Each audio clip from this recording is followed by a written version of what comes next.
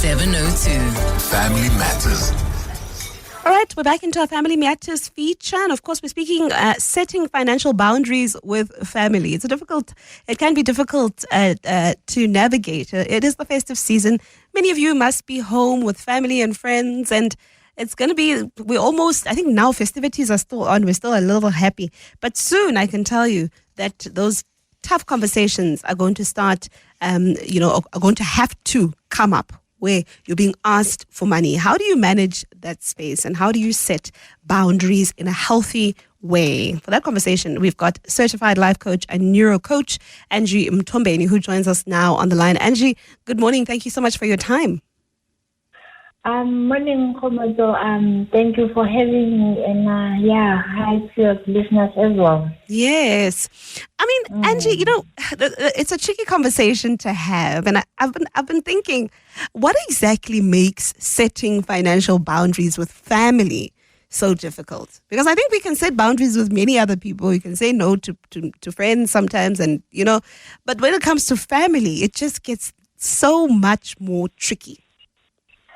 Yeah, it does, because it's a tricky one, like you say, because obviously there's like things to consider, such as we feel that sometimes family may be like that survival fear and that conditional guilt, right?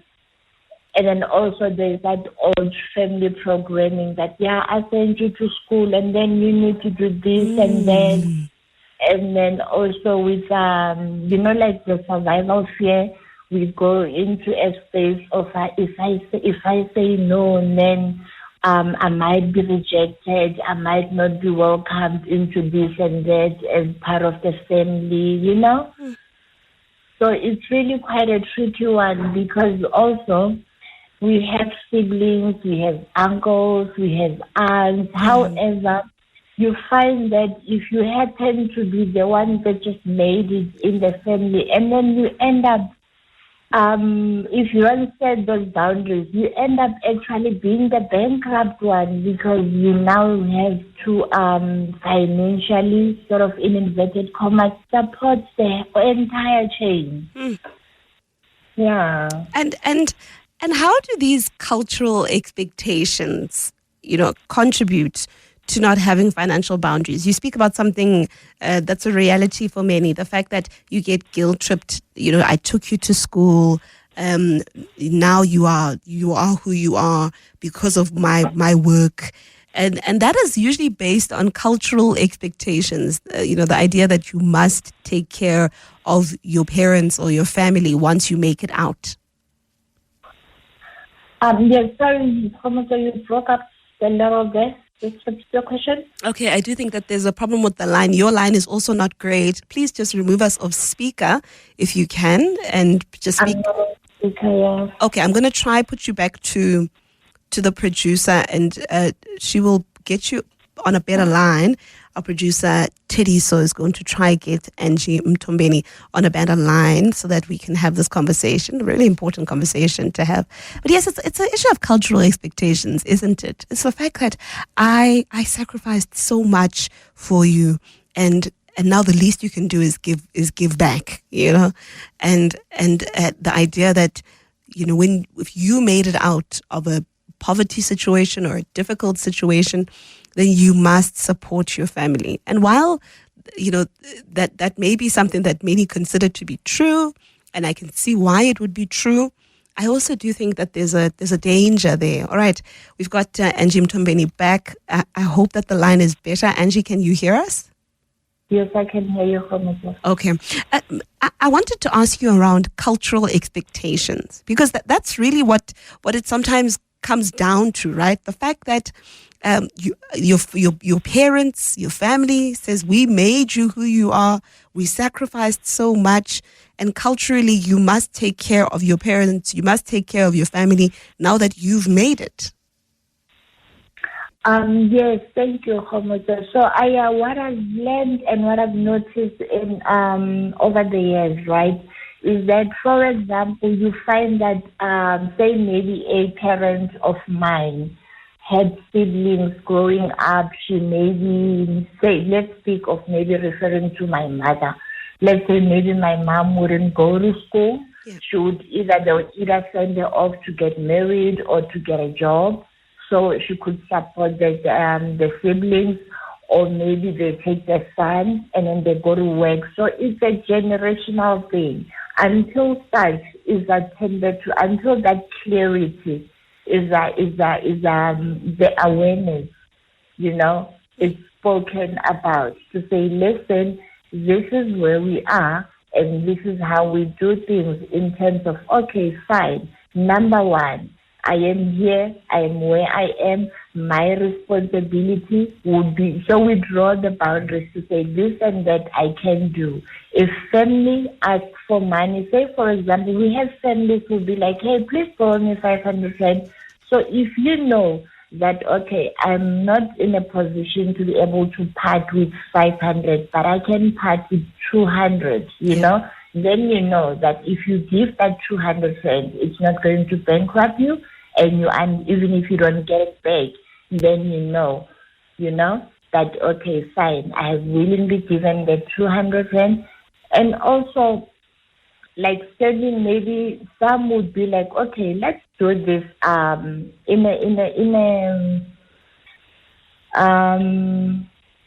say maybe sort of like we draw like a contract, not really a contract type of thing, like the formal way, but we discuss this. But okay, because I see that maybe your finances, you're not in a good space financially, I will adopt one of your kids, not through paper, but just I'll send of your kids to school. I'll provide to up to this level. So I can, to help you. So it needs to be talked about, because there are those assumptions.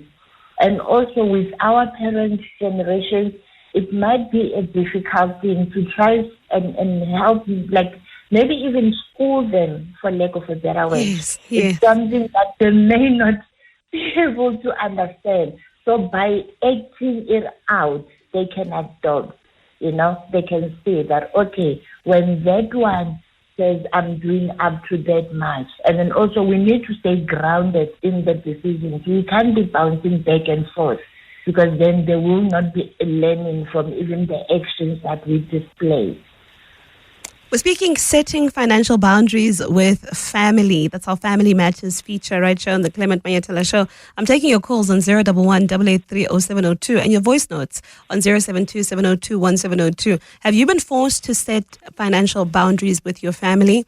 Or is this something that you struggle with and you're trying to learn and master? Do you find yourself in this situation every year, as you leave home and you want to come back to, I don't know, wherever you're based, in the city, and your family guilt trips you into leaving money, or giving them money? How do you manage that, and how have you mastered it if you have? We really want to hear from you. And if it's something that you struggle with, how are you planning on dealing with it? Especially now, I think it's the 29th. People start to go home maybe around just after New Year, nah?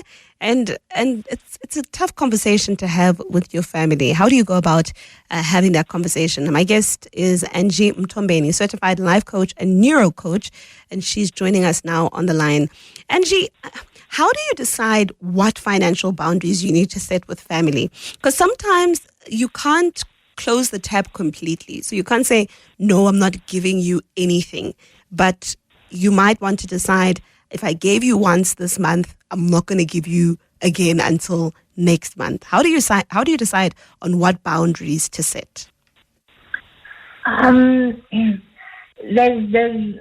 people that really, really lack, and there's people that we enable in a way, So some would know that I can keep going back to that one. She or he will provide. So now we need to look at the circumstances, and even with those circumstances, say for example, it's someone in family that aren't in a position to really do anything to earn income. So maybe that one is, I can say for example, this one is in my budget. I do this and that, be it groceries, whatever. for a month, or every month, and then also, am I in a position to do this? Because also, even having that conversation, that fine, all good and well. I am working, I've got income, but I've also got responsibilities. Yeah. Maybe I can afford this, I cannot afford that. And one thing that I've seen is people do not say when they can't. There's that shame. They feel shame to say, oh no, that they will think, wanting to fit in, to be that one that say, oh, that one always helps out, even when they can't. Whereas at the same time, in the background, they are drowning in debt. And I suppose there's also the element of not wanting to appear broke. Sometimes you want to. Your family believes you're doing better than you are. And then you want to live up to that also. And unfortunately, there you can't set boundaries because you're trying to please. And also it's also with the one that is helping, you should be in a position to be able to say, listen, I'm unable to help you financially. However, I do care about you, and that is okay, because givers need to learn when to stop giving, because takers never do. They just keep taking and taking and taking until there's nothing left to take.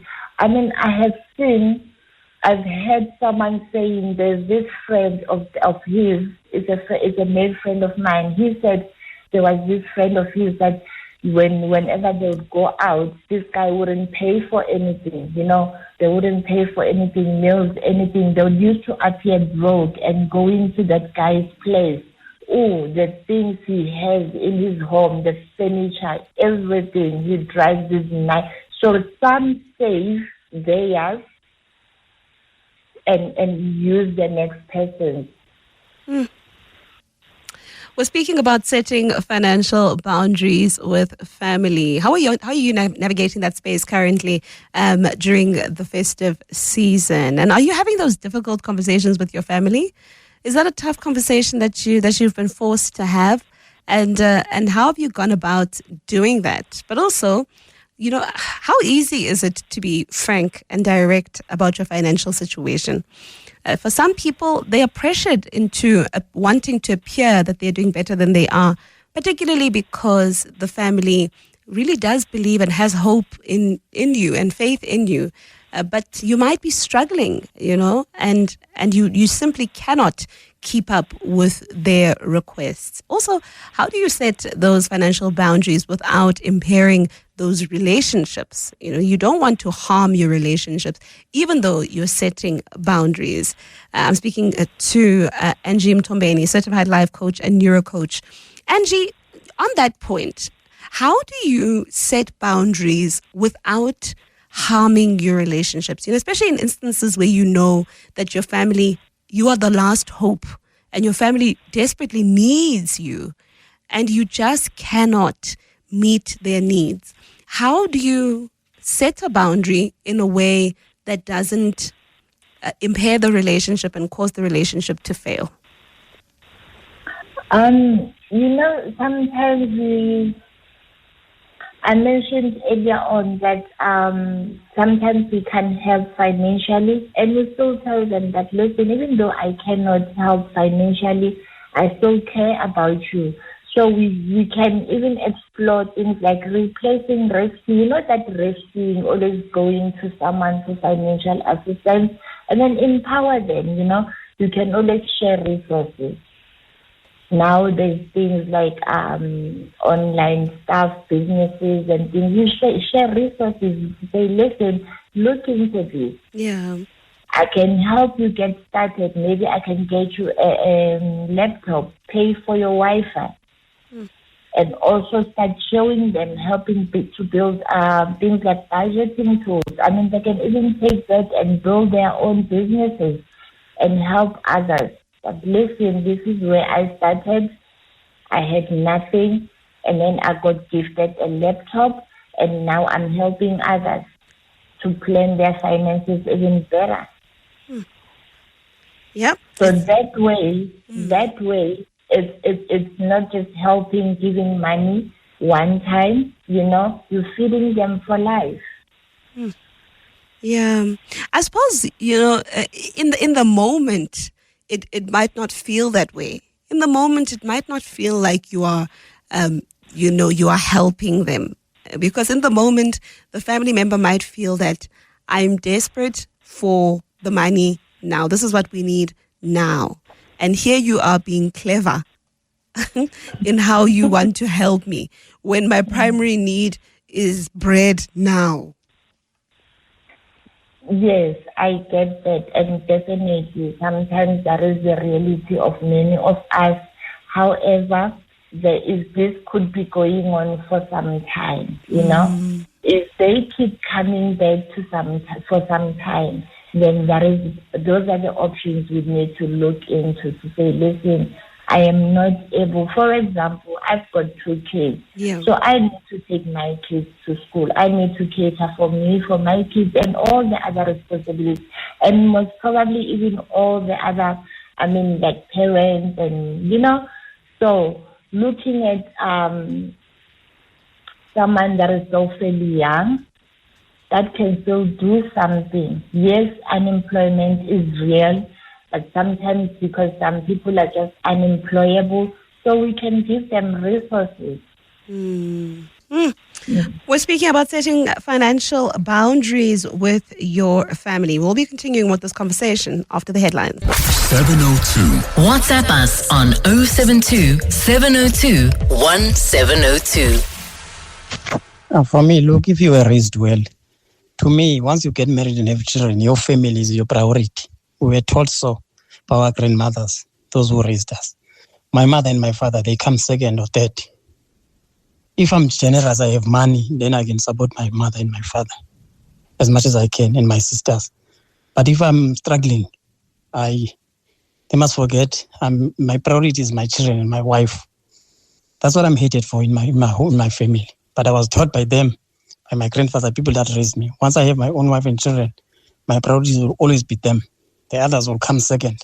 I'll never sacrifice for my mom and dad and for my sisters while my own family is suffering.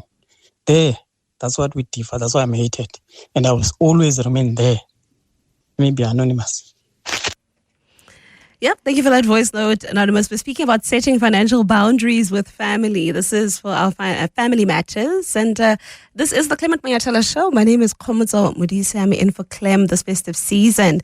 And our guest this morning is Angie Mthombeni, certified life coach and neuro coach, helping us make sense of setting financial boundaries. How do we go about doing it? That voice note, says Angie, is interesting because he says that he was taught that his family comes first. But now the same family that taught him that principle is the one that hates him for it. And now they expect him to put them first. It's and it happens a lot where you are told prior to getting married that, no, it's fine, your family, take care of your family. But once it actually happens, he says now he's been hated for doing exactly what he was taught. Yeah, it's interesting, hey, because, like the old saying goes, like, some things are easier said than done, because, but I like how he is so content, and he is still protecting family in a way because he chose to remain anonymous, and is very content. He's sticking to what they taught him because, when it comes to family and money, our nervous system often goes into survival mode, like that fear of rejection, like you've been rejected now in a way, and that feeling of guilt and being seen as selfish, and because people would overgive and say yes even when they want to, they should be saying no. And yes, those people, the very same people that teaches us.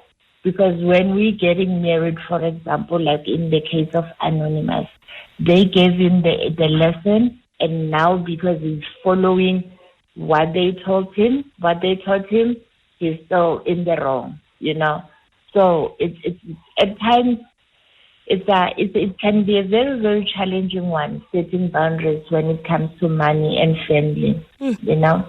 And even so, I mean, boundaries are not cutting someone off. It's basically just choosing sustainability over resentment, because we end up, you know, when we end up with, I want to go to that family gathering, but so-and-so is going to be there, you know? And we know that so-and-so is going to be, hey, Mchana, I haven't seen you in 5 years, you know? And yeah, so I mean, like now during this season, people are traveling, they're going to wherever, different provinces or wherever they're coming from. And from like they're going to the different different provinces, wherever they're coming from originally, and coming from Joburg. Everybody thinks when you're from Joburg, you're loaded with money. Yes. I mean, if there is 20 visitors that comes to see you in less than 5 hours and everybody's asking for cold drink, how much money will you still have by the end of the day? Basically zero. So, you know, we need to protect ourselves in a way to sustain those relationships by setting those boundaries. In a way, we're still protecting those relationships, because if I, as Angie says, this is what I can do and this is what I can't do, people will know already. So the relationship is protected. I see a voice, a WhatsApp here. Someone here saying, hi, Kgomotso, my sister-in-law is in her 40s. She doesn't have kids. She's a professional who earns well. Her brother, who's much older, used to always ask her for money. He was a struggling businessman. He would ask for big amounts. She felt obliged to help him because he used to help when she was still studying. I advised her to speak to a financial advisor about unit trusts. Today, she has over 1 million rand saved in a unit trust. She stopped helping him regularly, only helping when it's absolutely necessary. I'm interested in that. I mean, I'm interested in whether the unit trust that was set up was for the brother. Well, was it for the brother? So is the 1 million rand the brother's, or is it hers? I hope it's hers. I'm also asking myself, is it set up to help the brother or what? You know, because that is a good... But I think that they make a good point here where they say eventually she stopped helping him regularly and only helping when it's absolutely necessary. Because this instance feels to me like she was guilt-tripped and she felt guilty, and that's why she would help him, because he would show up for her when, you know, she was in school. Yes. She was helping him out of guilt. And it turned into overgiving and enabling, you know. And what happens is, as a result, we tend to show up like, it creates the silent burnout.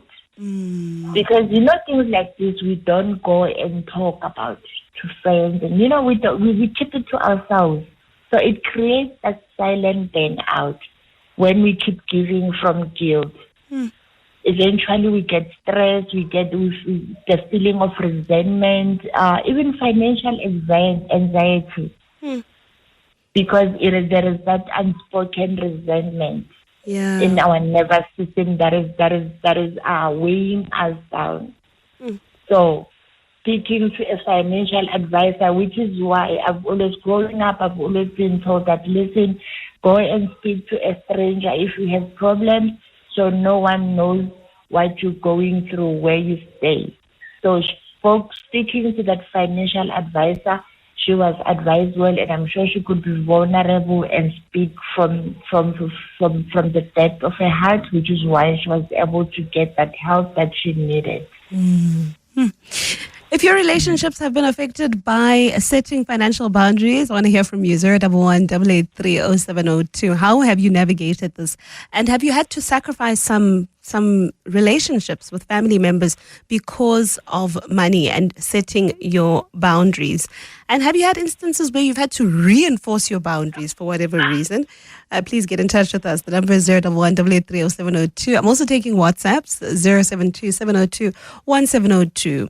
My guest is Angie Mthombeni, who's a certified life coach. Angie, What happens when your family just doesn't respect your boundaries? So you've set them, you said, I'm not going to give you money every other week. I can only give it to you once a month, or I can only give you a laptop and not hard cash, whatever the boundary may be. What happens when your family just refuses to respect your boundary? I think it starts from how we set the boundaries. You know, when we over-explain, and then the boundary gets blurred. Boundaries should be set in a very, very simple and calm manner. You know, the healthy ones, that is. No long explanation. Something as simple as, I'm not able to help you financially right now. Full stop. Sure. That's it, you know. I've had to, you know, like, I can help you once, but not ongoing. It's simple as that. Yeah, it's the no is a good enough answer. Just saying no is no is a full sentence. Hey, it's not always easy. It needs courage. It needs courage, but once it's done, it's not something that needs to be done over and over again. And also with courage is not the absence of fear. Because setting that intention, why it needs to be done, this is putting relationships first.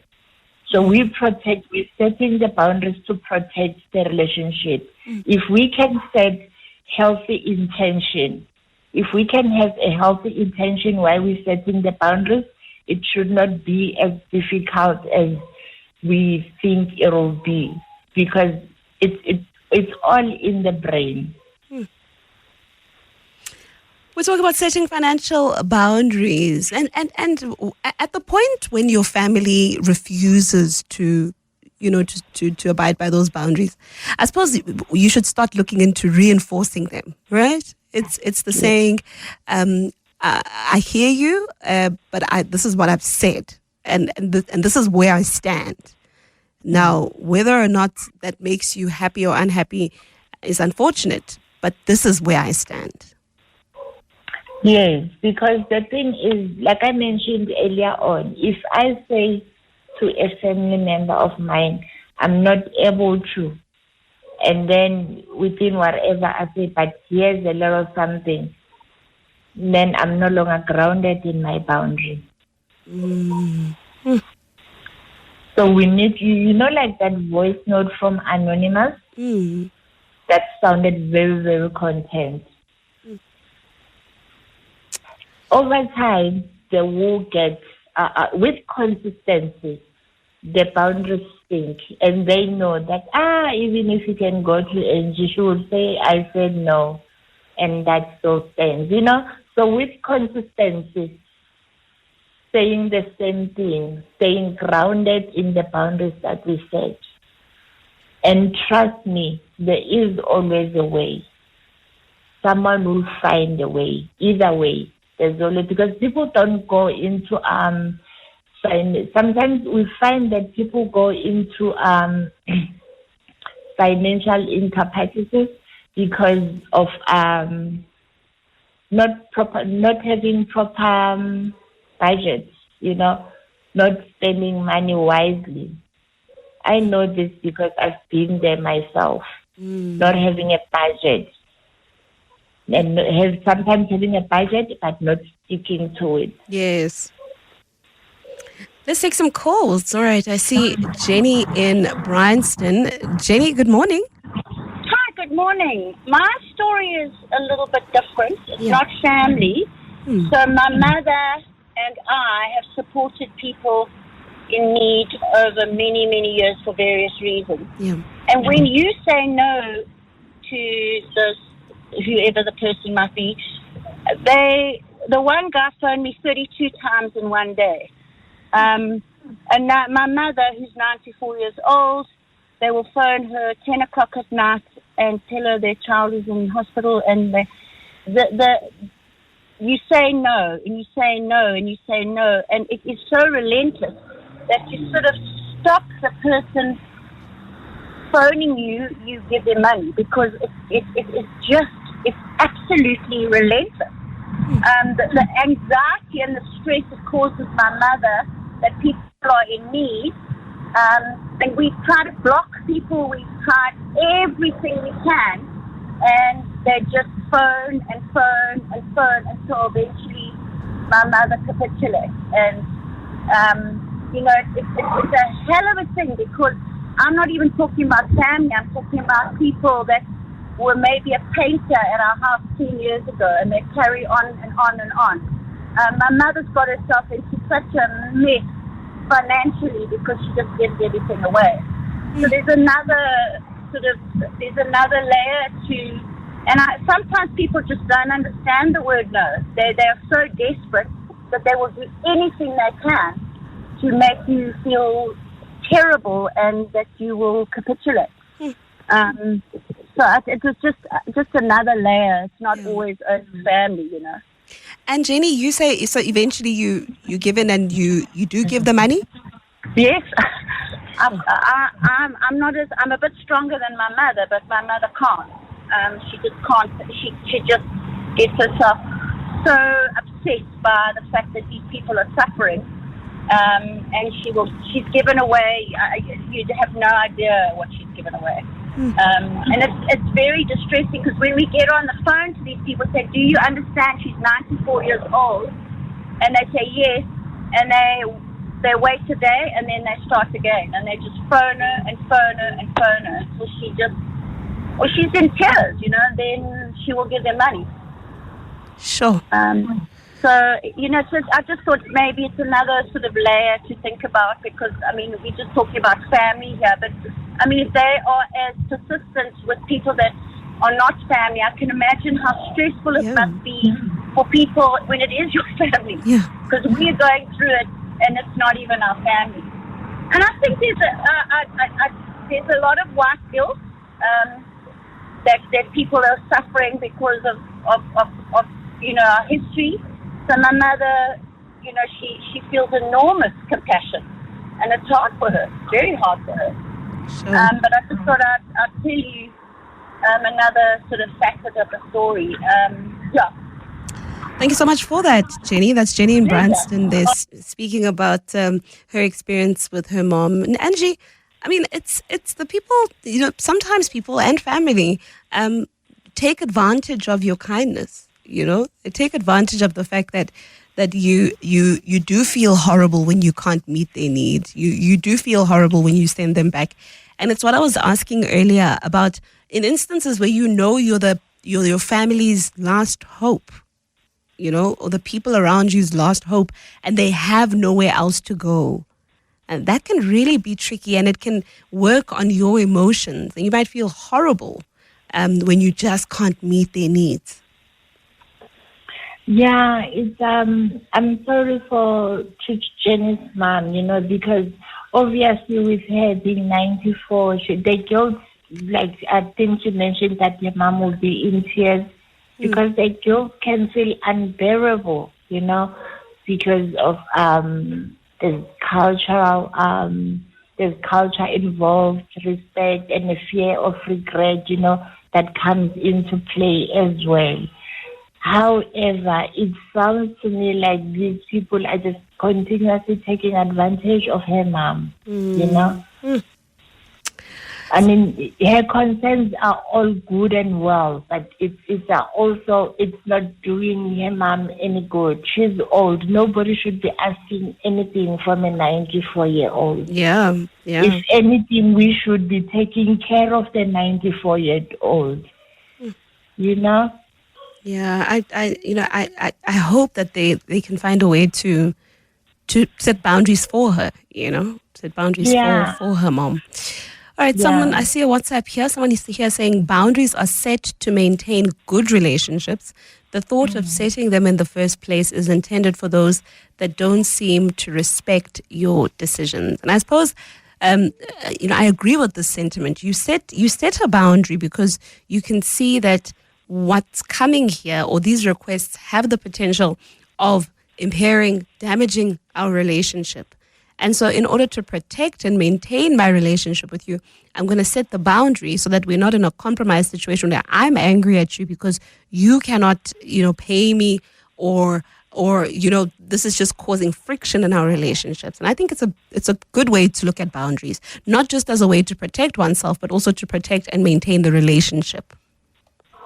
Yes, they are good also for maintaining the relationship, because remember, if someone, a family, a friend, whoever borrows money, and sometimes you just don't have it to return it, and sometimes things can go either way.